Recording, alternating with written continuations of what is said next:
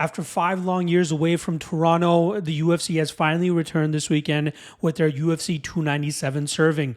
In the co-main event, we got the vacant bantamweight title on the line for the women's division, that is, where we got Raquel Pennington looking to make good on her second attempt in terms of vying for a title as she takes on the streaking Mayra Bueno Silva. In the main event, we got the middleweight title on the line as outlandish and brash Sean Strickland looks to defend his title for the first time against oncoming South African Dricus du Plessis. Obviously, the card is filled with a ton of Canadian talent, not to mention possibly the next great hope for a gold and champion north of the border. We got Mike Malott taking on his biggest test to date in Neil Magny. Just a reminder that this is the quick picks version of my UFC 297 breakdown. If you're looking for more in-depth breakdowns and want to figure out why I am more so on a certain fighter that I predict for you guys on this segment, check out the full MMA Lawcast breakdown where I dropped down maybe almost an hour of breakdowns on this entire card. You can find the link to that in the description below or click the card that you see pop up at the top here if you're watching this on YouTube. Also, a quick reminder, if you're looking to do your own researching, the MMA Fight Archive, make sure that you leave no stone unturned with all the direct links to past fights that you can find for all these upcoming MMA cards. This weekend alone, we got A1 Combat 17, we got Unified MMA 55, we got KSW 90, we got a double serving of UAE Warriors, and we also have Fury FC 85, and then to close out the month next week, we got ACA 169, LFA 175, and Octagon MMA 52. Yes, we have direct links to past fights for all of the competitors competing on those cards. So if you're looking to make your researching and studying that much easier, check out the MMA Fight Archive where we're about to eclipse 3,000 fighter profiles currently. And there's a 7-day free trial available for you to try it out for free. Link for that is in the description below as well. All right. Hope you are laced up and ready to go because we're off and running with the first fight of the night. That takes place in the flyweight division where we have Canadian Malcolm Gordon looking to defend home soil against Jimmy Flick.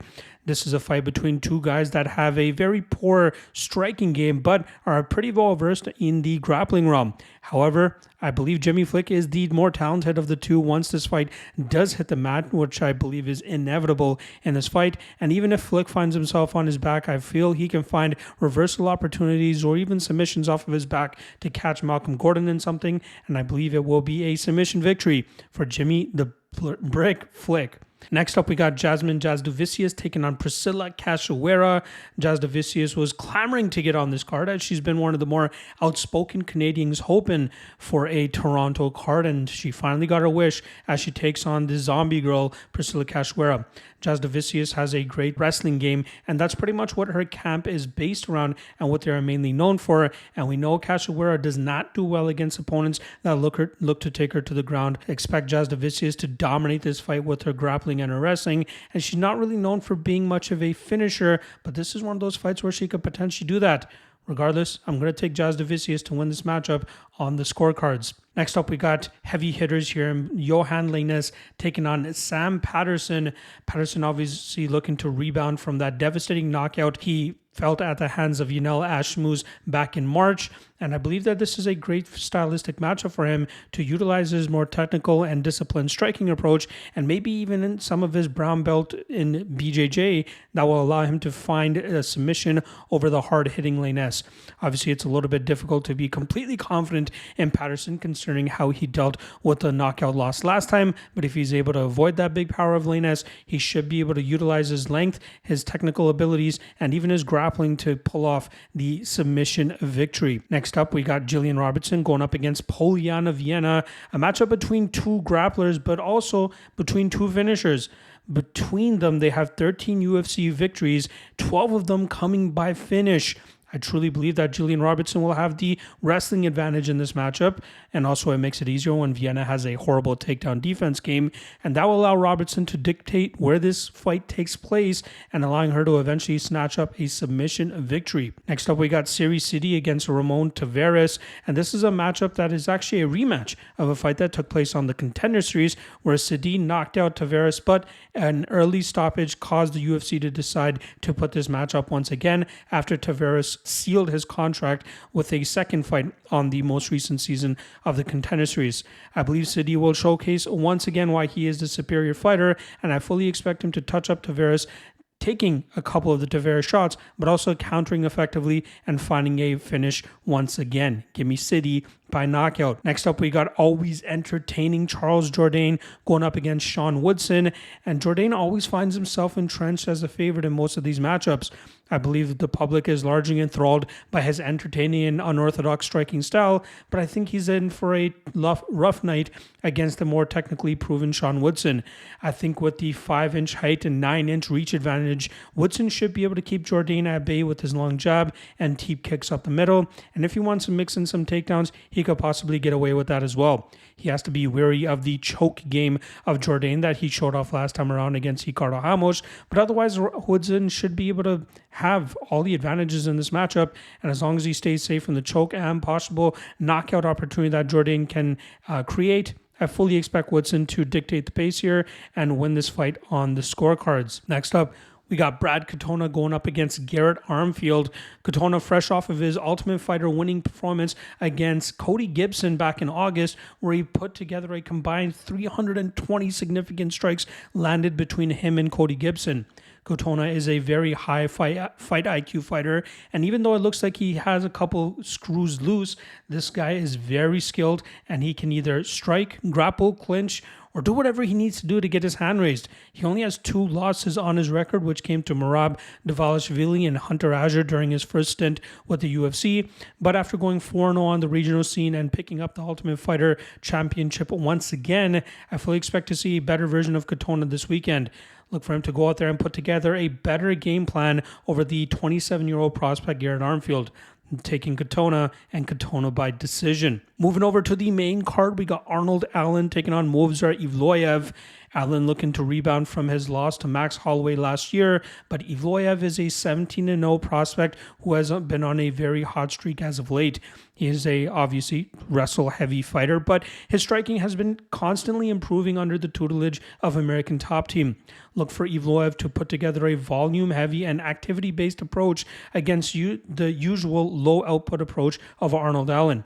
As long as Allen doesn't clip Evloev and put him away here, I fully expect Evloev to command this fight and decide where it takes place. Even if he's unsuccessful in terms of landing takedowns, I fully expect him to put together more output and more activity, which will likely favor the judges more here. So give me Evloev and Evloev by decision. Moving over to the middleweight division, we got Chris Curtis taking on a Marc-Andre Barriault. Curtis, obviously a knockout puncher, 40 professional fights under his belt. Unfortunately for him, he's fighting a very tough matchup here in Andre Barriault. Barriault is a guy that utilizes output, cardio, and high activity to allow him to go out there and win decisions or potentially break opponents and finish them late. I think if Barriault stays on his bicycle, similar to what he did against Eric Anders last time around, he should be able to prance around the cage here while landing enough output to keep the judges on his side. I think Curtis really needs Barriault to exchange in the pocket to have success. So as an underdog, I feel Barriault is a spot to go with here. And it's going to be tough to put Curtis away, but I think that Barriault can put together a good enough body of work over 15 minutes to get his hand raised by decision. Moving over to the next matchup, we got Neil Magny taking on a streaking prospect, Mike Malott. We got Magny obviously as a veteran of the game, but he normally comes up short against opponents similar to Mike Malott. Mike has a good enough striking game, but it's really going to be his takedowns and his aggressiveness towards submissions that's going to cause Magny some issues. I expect Malott to drag this fight to the ground within the first round, and from there he should be able to work to a dominant position to secure a submission and take that home in an early victory here.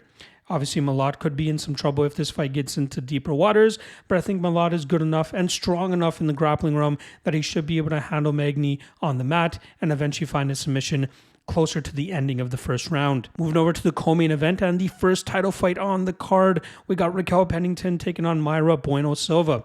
Pennington is on a pretty long winning streak right now. I believe it's 5-fight winning streak at this moment in time. She's a solid all-around fighter, but I think she's going to be in some trouble against a hard-hitting and submission-hunting style of Mara Bueno Silva. Pennington will likely be the busier fighter and will likely be the better minute winner here, but I think that at a certain point, Bueno Silva should be able to land big enough shots to hurt Pennington, and that should open up a submission opportunity for her. It's tough to truly be confident on a fighter like Bueno Silva, who doesn't give herself much opportunity to win fights, but considering that she has over 25 minutes to find a finish here, I think that she ends up coming through with it. Give me Bueno Silva and Bueno Silva inside the distance. And that brings us to our main event here, which is for the middleweight title.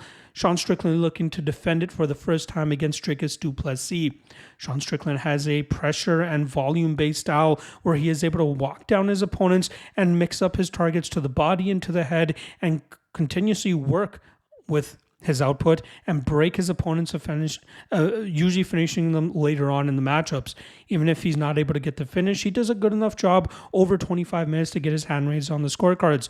Du Plessis is a power puncher with a athletic and explosivity type of style where it's just almost freakish, but I think he's going to struggle to put away Strickland here.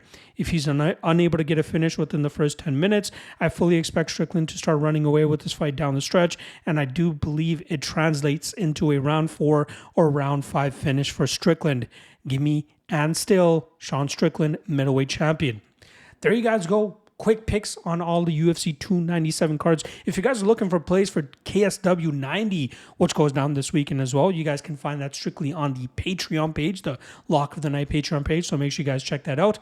Otherwise, I'll see you guys later today for the Locky 2-Step / Locky Trinity free parlay segment for you guys. See you guys then. Peace.